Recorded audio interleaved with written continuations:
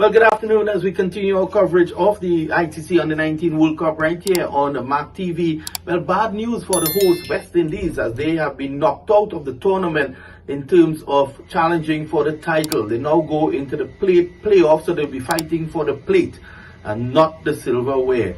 Sri Lanka, they were able to put the final nail in the West Indies coffin, which means that out of 3 matches, they have now lost 2.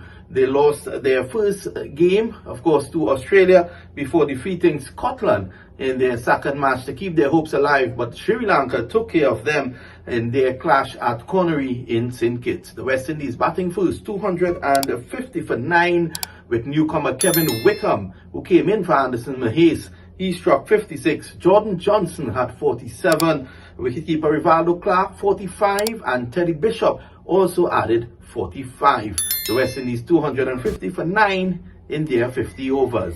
Well, when Sri Lanka batted, they got off to a flying start, and this is what helped them in the end. They were able to get home at 251 for the loss of 7 in 48.2 overs. Siddhartha Rajapaksa getting a 78, and Angela Bandara, he scored 40. So the West Indies, they now move to Trinidad, where they will play in the plate that begins on Wednesday. Staying with the action, South Africa now goes into the quarterfinals, and they would have a chance to challenge for the title. They've never won it before, so they're into the quarterfinals like Pakistan. South Africa 315 for 7 in their 47 overs, with George Van Heerden, the captain, getting 111.